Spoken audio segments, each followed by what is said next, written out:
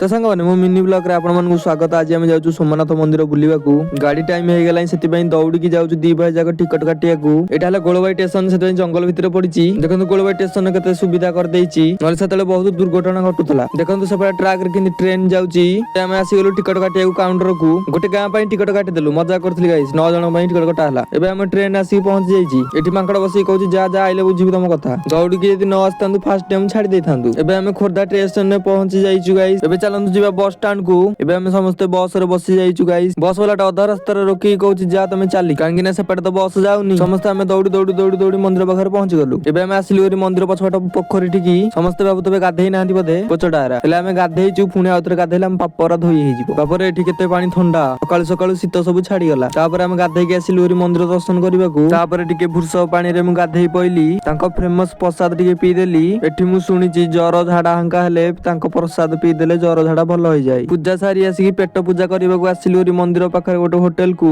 एठी बरा पूरी टिके बाड़ाई देलु। मो भौणी आ मो माउसी हाय करूंती आपण मानकू। एबे आमे समस्त घर को जाउछु देखा नेक्स्ट ब्लॉग रे।